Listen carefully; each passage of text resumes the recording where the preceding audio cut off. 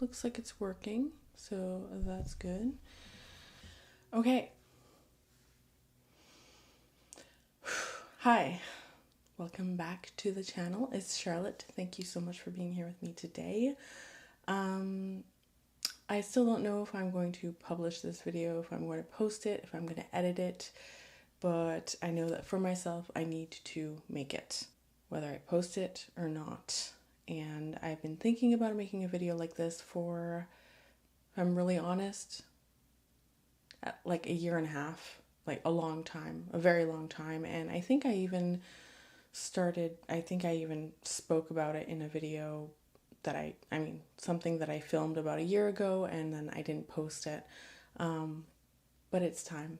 I have to be honest with you guys about what's been going on with me, about my thoughts about YouTube, about my channel, where it's going, how I feel in it, and some things, I will touch upon some things that I haven't talked about in the past as well, that I wanted to keep private, but now I feel like, I just feel like for me, I need to come clean. I need to be honest with you about where I've been, how I've been, and that's what makes me feel authentic and like myself. A big thing about being on YouTube is there's a performance aspect to it, which is, you're making yourself up, I put on makeup, I get ready with lights, I plan a video, and then I get up here and I perform in a certain way on camera. And even if it's authentic, it's me, I'm still performing on a certain level. And I think some people embrace that, and that's great. And I think there are a lot of great performers on YouTube. And then there's also some people who inevitably start feeling like they need to be more transparent about who they are, how multifaceted they are, and it's hard. I'm getting way ahead of myself here, and I was not supposed to start this video this way, but there's this whole idea about niching down and picking your niche and sticking to your niche, and then there's this whole other idea that like you are the niche and you shouldn't box yourself down to like any kind of topic or subject or type of content. And while that is a great idea, it's easier said than done, I must say, because it's so easy to get boxed into a niche. I see it all over YouTube, and I'm under no illusion that a different niche would be any different than the niche that I currently am in, which is fragrance YouTube. When I originally started YouTube, I didn't plan on becoming a fragrance channel, okay?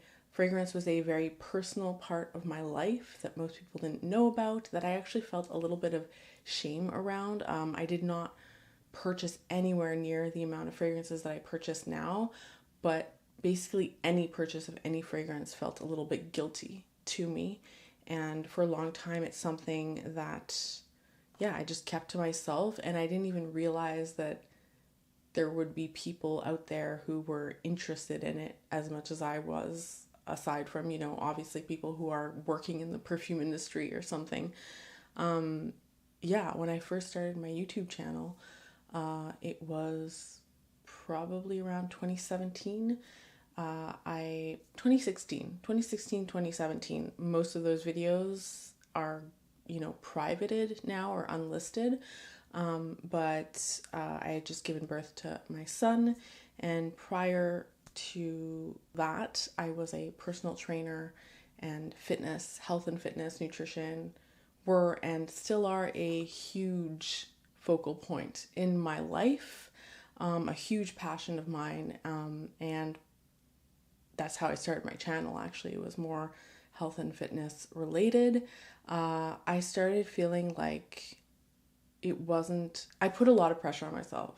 I have some imposter syndrome, but I also I care deeply about whatever I'm doing, whatever I'm talking about, whoever I'm serving.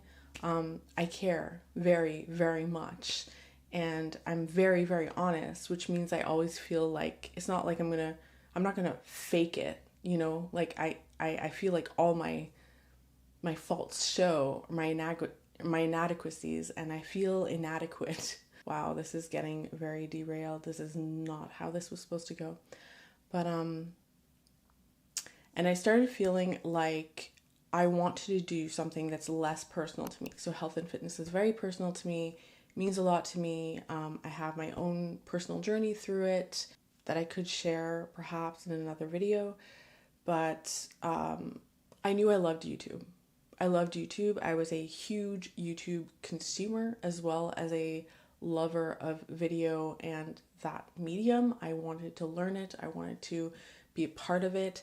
And I would say that, I guess in 2019 or 2020, this kind of, this idea came to me, this motto that was just, that kind of fueled me, which was consume less, create more.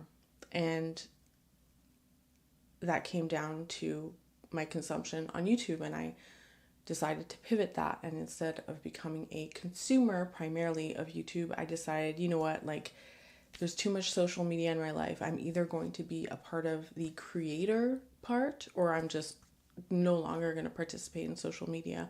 I don't want to just consume.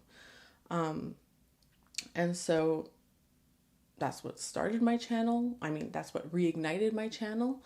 But also I decided to go with something that I felt like I don't take myself too seriously in. So like I said, health and fitness, I take myself very seriously in. I take it very seriously. And I was like, you know what? Perfume is just purely fun for me. I don't feel like an expert. I don't feel like it's a serious part of my life. I feel like it's a very fun part of my life.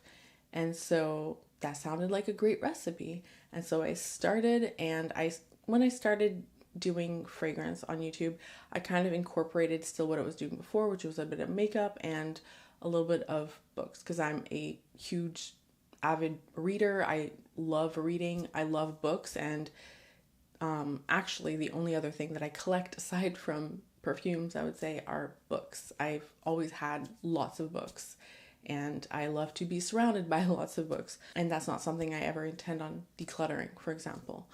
So, but quickly I realized that what was gaining traction was the fragrance, the perfume, not so much books. And I will say that the same rut I find myself and I see other creators getting themselves into with perfume on YouTube, the same can be said for book YouTube, for example. I see these people and I'm like, my God, like, it must be less fun to read now because you have to read all these books that you have to report back on, and there's a timeline and there's this expectation, and you're getting books in PR that you need to read and review, and reading has become a job now. And to some extent, I think anything that you kind of monetize or start taking seriously in a job kind of way, that's going to happen, or, you know, there's a risk in that. You know, same thing for anything. If you become a musician or something, suddenly it's not just you playing your music for yourself. There's a certain expectation that builds about like, okay, you got to come up with some new music. You need to compose some new songs. You need to be on a certain, you know, timeline, or else people forget about you and you become not relevant. You know, like it's everywhere, right? So I'm under no illusion or delusion that it's different for any other niche. But for myself, I feel like I started taking myself too seriously in this perfume world, and just demanding more of myself instead of coming from where I started, which was just for fun.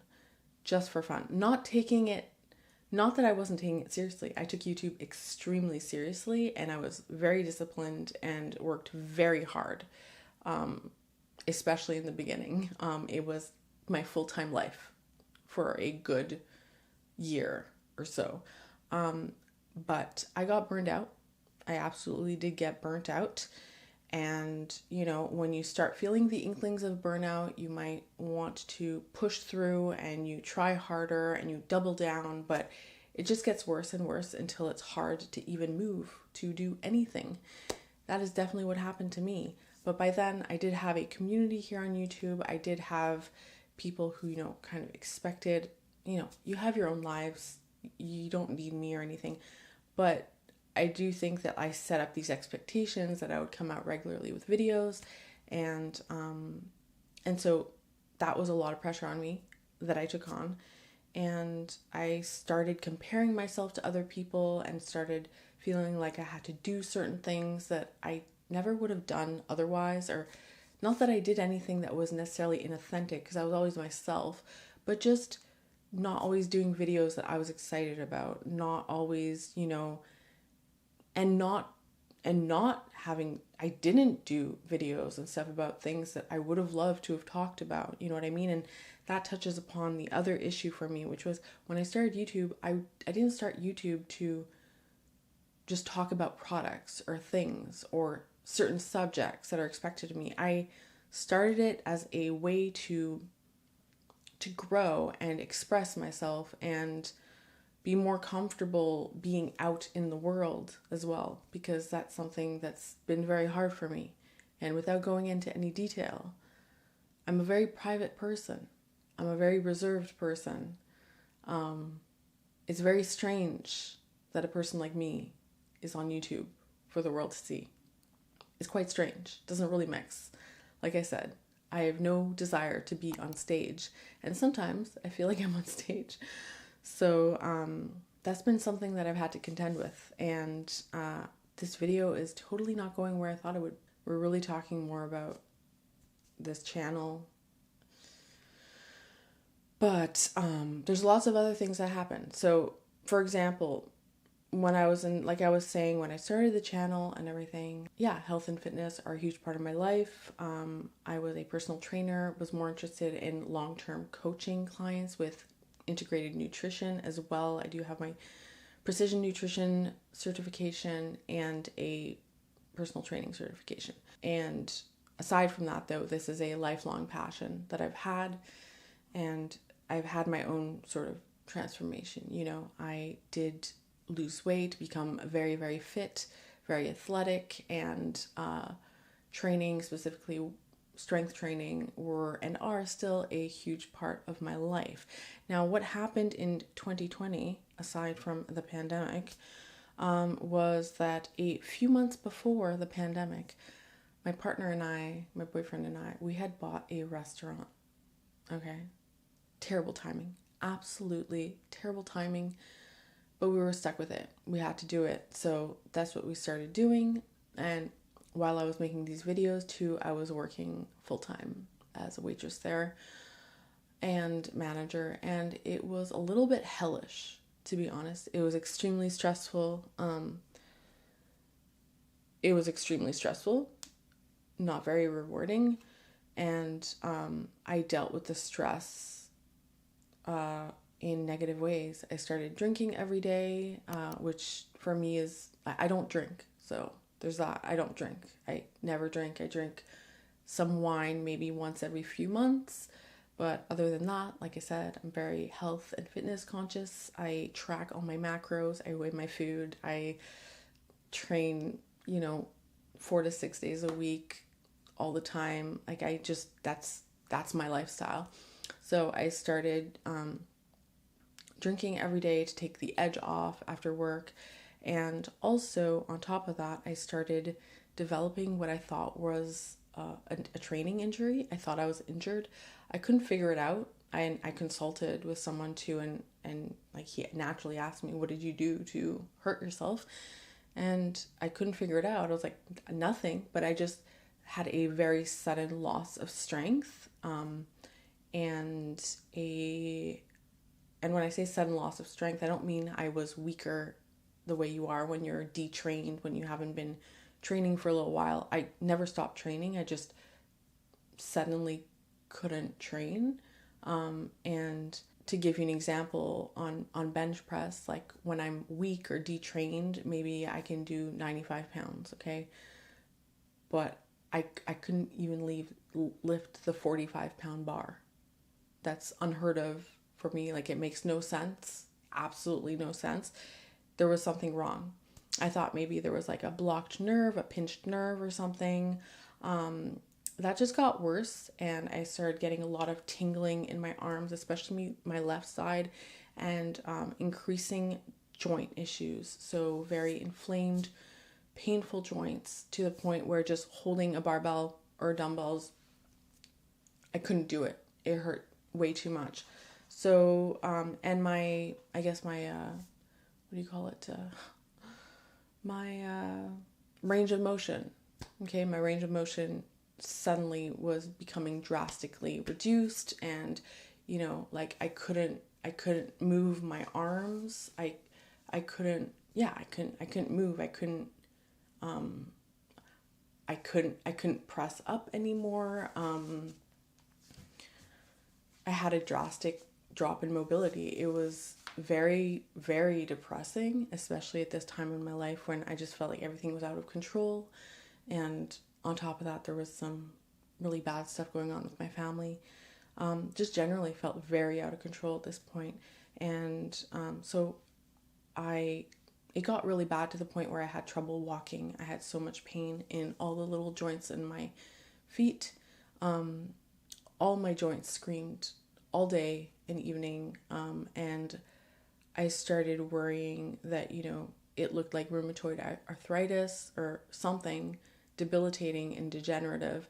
And this is also around the time that I started remembering, that there was such a thing as breast implant illness. And yes, I had breast implants for around 9 years. When I originally got into fitness heavily in 2012, I got very lean, and I already had small breasts, but by then I had lost a lot of tissue, and I decided on getting breast implants. Pretty common in the fitness industry, and unfortunately, I find personally, but I resorted to breast implants, and I never really had that many. I don't think I had any problems before, but all of these signs I had were basically symptoms of silicone toxicity. And you can look up silicone toxicity. You'll see I had every single one of those symptoms. So at this point, it was debilitating. I was depressed. I was drinking every day after work, not training anymore, because at this point it was so depressing. I had no strength and everything just hurt. Not in a muscle kind of way or an exertion sort of way. I have a very high pain threshold as well.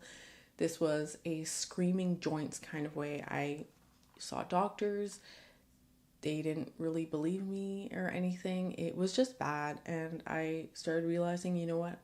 I think it's my implants. So that's when I decided that I would remove my implants. By this time, I had gained a lot of weight through the stress and the drinking and the lack of exercise. Like I said, I have had a very regimented sort of lifestyle, and I'm not a naturally small person. I do work quite hard to maintain my weight and my athleticism that I had. So when I did get my breast implants removed, these symptoms disappeared overnight. So I don't need anyone to tell me whether I had breast implant illness or not. It was very clear to me. It ruined my life. So that was when I removed them, was a little over a year ago. So I had mentioned actually that I had been going through some health issues, and that's what I was going through. So I went through that surgery, I got the implant removal, and a lot of very stressful things happened in my life during that time. And it really deeply affected my presence on YouTube, and my ability to show up on camera and be here and be confident and be confident. I had my sense of self and confidence and esteem were very deeply, deeply shaken up during this time. And I'm not going to go into detail with it, but it does have to do with trauma, with abuse, and it was very hard to be a public person during this time. I say public person, it's not like I'm this huge public persona, but I do have a small little presence on the internet in my little corner, and this was a time that I just wanted to disappear and not be visible to anyone.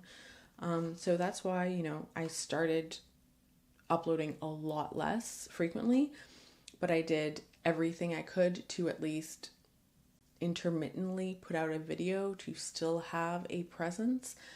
But it was extremely difficult for me.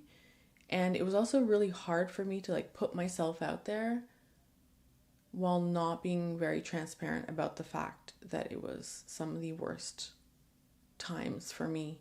Which for some people might be, you know what, come on, it's fine, you can separate those things. But like I said, I'm a very transparent kind of person. If you meet me in real life too, like, I'm not a small talk kind of person. I get down to some pretty serious stuff, or pretty quickly. I like to be real with people. I like to get to know people on a personal level. And I'm also very fine with my own company. I don't need to be around a lot of people or anything like that. So it's hard for me to just show up for apparently a lot of people, but not be completely transparent about what's going on.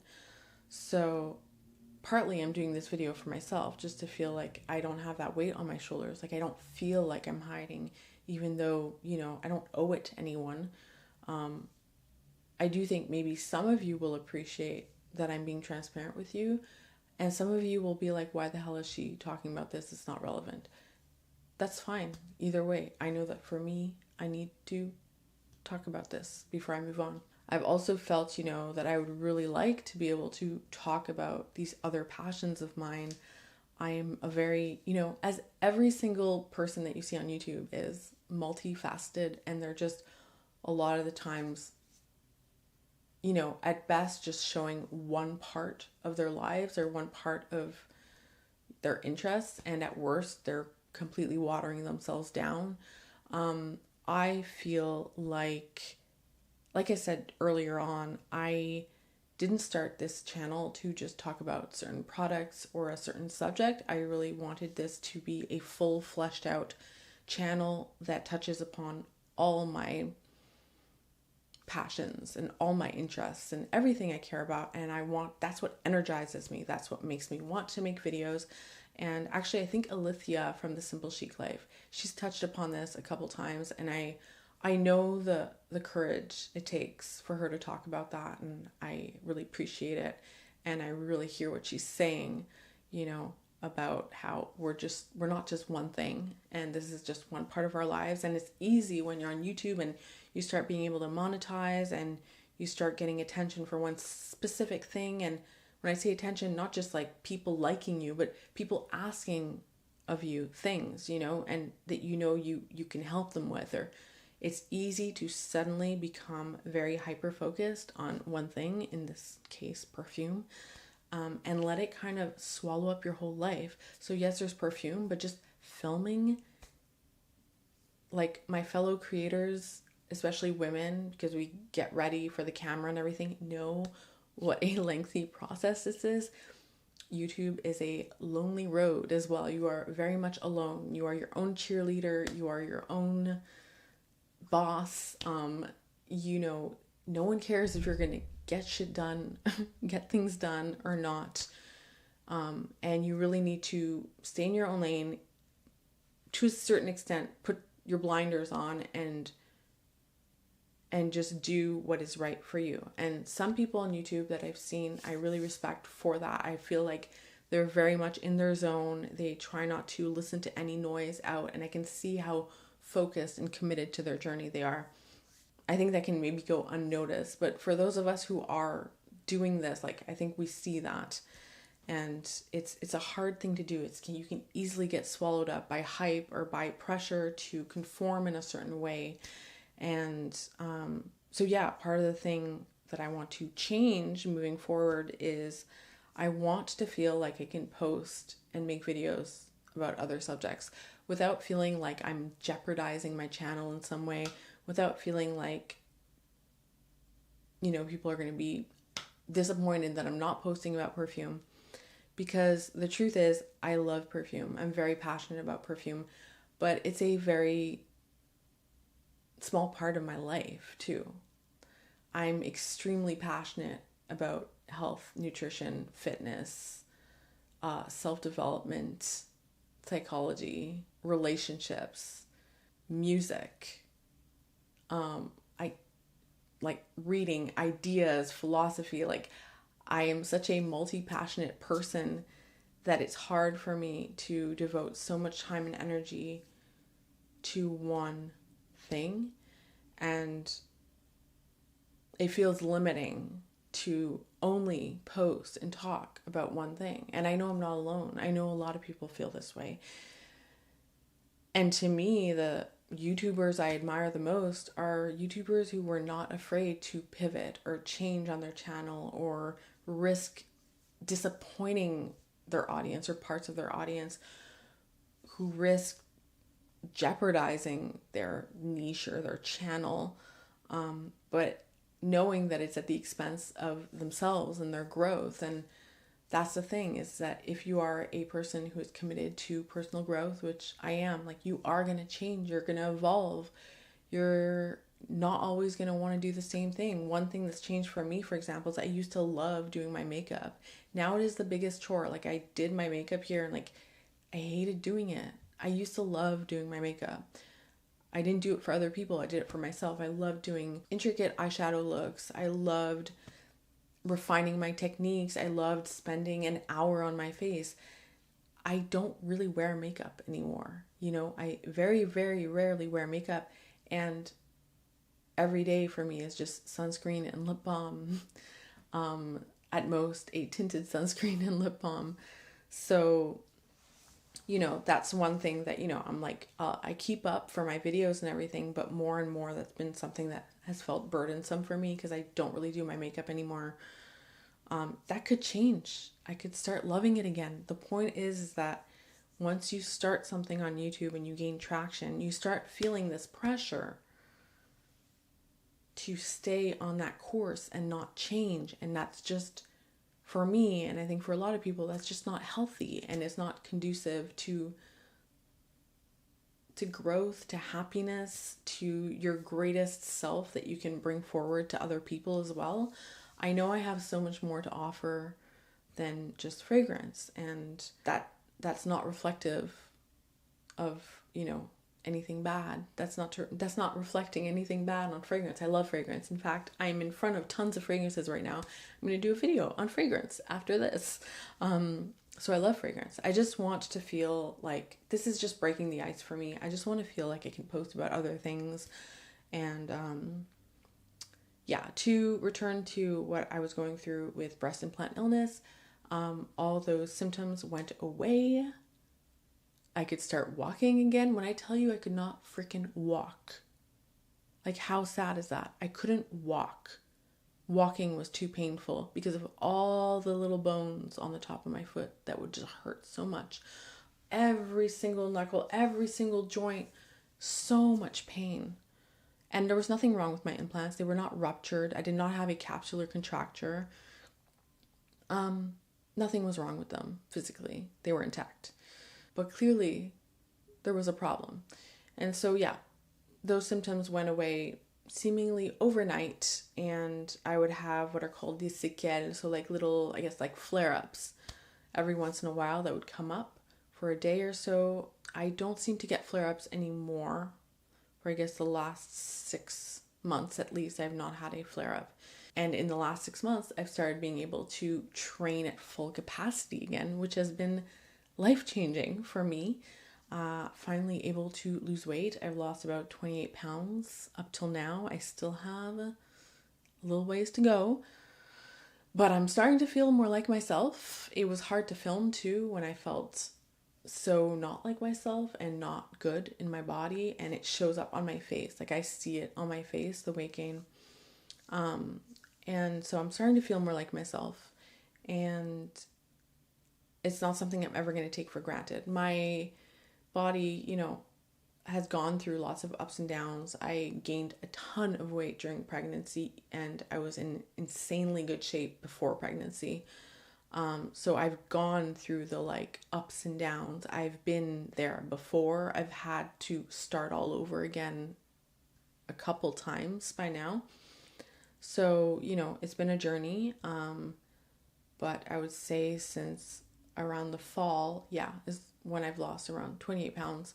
Not any kind of gimmick or diet. I just track my macronutrient and calorie intake, and I train hard 5 days a week.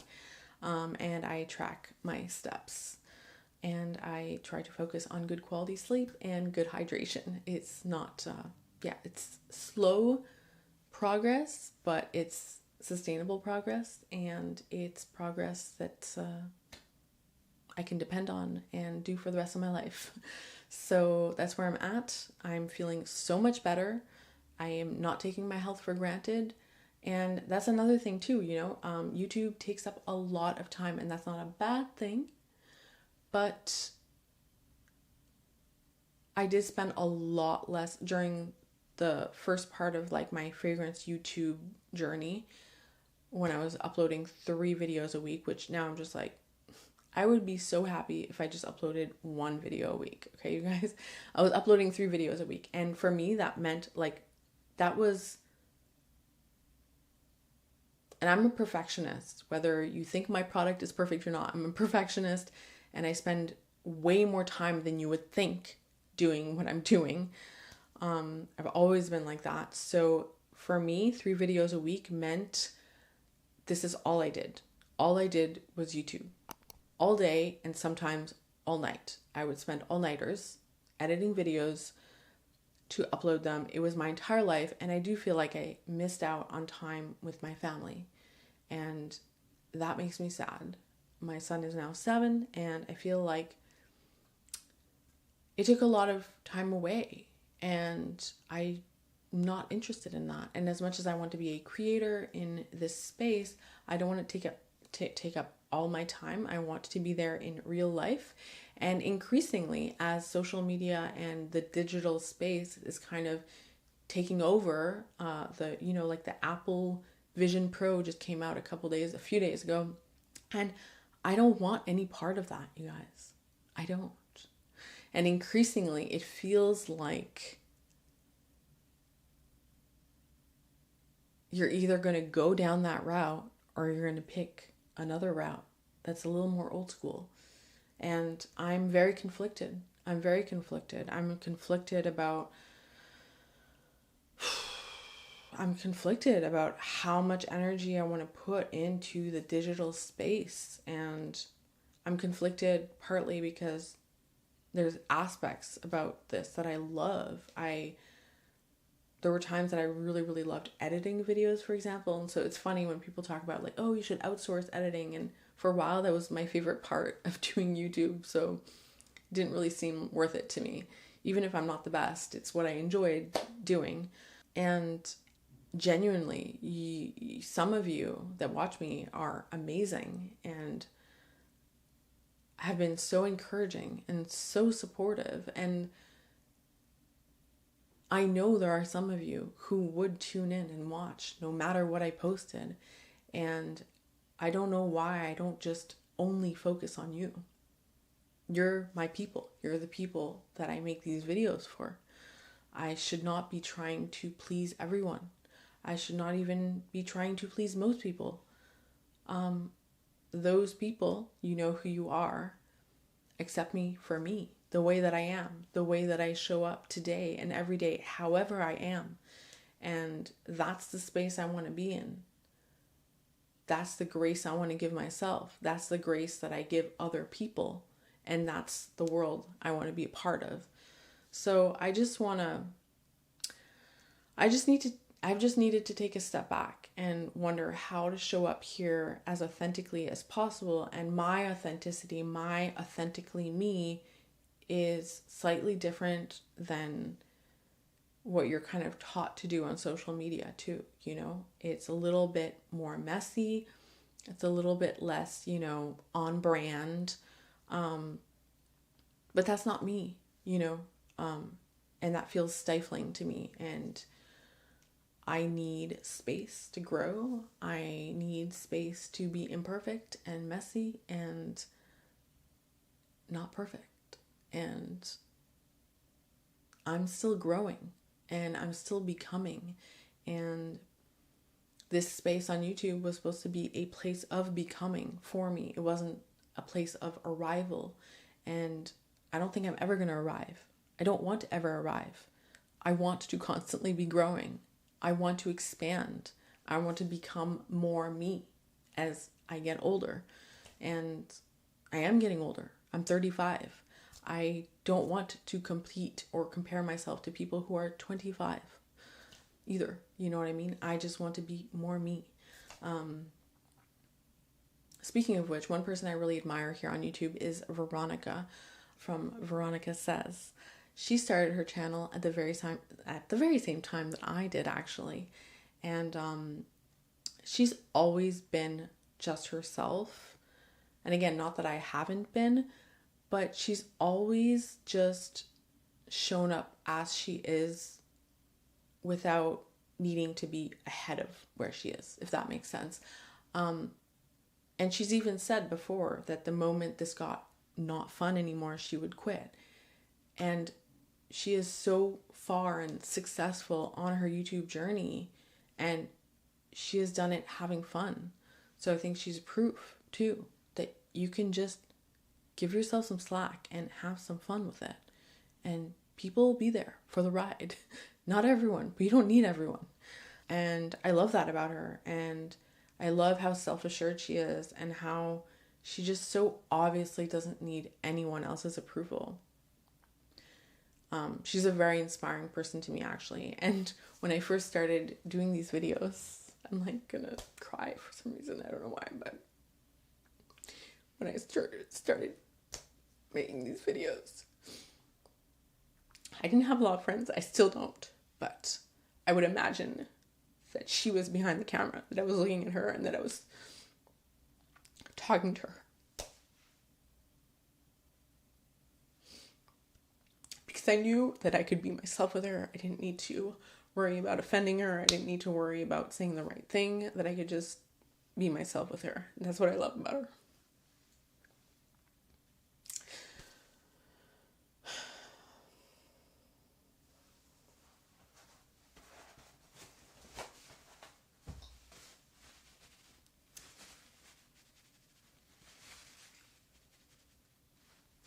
Did not plan on crying.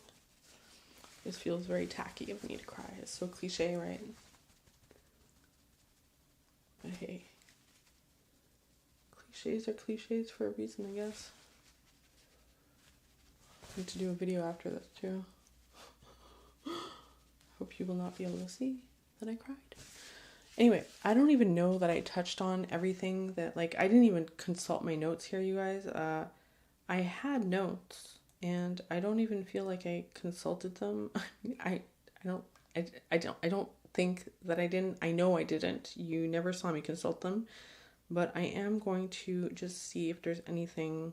Oh, there's so many things to touch upon. Honestly, I would probably just have to do another video if I do this, because there's so many things that I could talk about that I didn't necessarily. So, anyway. I think I'm going to leave it at that today, you guys.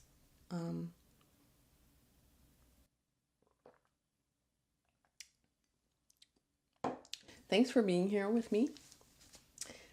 Thanks for being here with me today, if you were here to hear my ramble, but also my truth. This was very hard for me to do, and I feel very vulnerable. Another thing I didn't touch upon, or I forgot to touch upon, was that, so when I talk about, like, screen time, social media, being over-consumed by social media, I'm addicted to my phone, and I know who isn't, but I don't want to be. I'm addicted to my screens, and it's, not only is it terrible for mental health, it's wasting my life. It's giving away my power, my time, my attention, my energy, and I even think it has taken part of my eyesight. So, like I said before, I'm 35, and earlier this year, I had an eye exam. I've never had eye problems, and there's no eyesight issues in my family other than people getting glasses like in their late 40s, like reading glasses, you know, in their early 50s. And I went to get this eye exam with my boyfriend because he was having issues. He's 10 years older than me and he was getting issues. And I didn't think anything would be wrong with me. And turned out I needed glasses. The way I reacted to needing glasses, you would have thought that I was diagnosed with cancer or something. I joke about that now because I was shell-shocked, and maybe it seems like an overreaction, but for me it made me feel really vulnerable. Again, physically vulnerable, and I just didn't see it coming, and I didn't realize how much I was forcing my eyesight, like straining my eyes, you know. And so yeah, and I think part of my diminished vision, which was really in the last couple of years, heavily has been influenced by screens. I think screens are really bad for our eyes. I always use these glasses now. They also have like the blue light thing. So these are my glasses. I don't really want to put them down and ruin my makeup right now, but yeah, I wear glasses now. Not at all times, but definitely whenever I'm reading. Like now I'm like, I need to have my glasses, my reading glasses, and definitely whenever I'm in front of a screen. And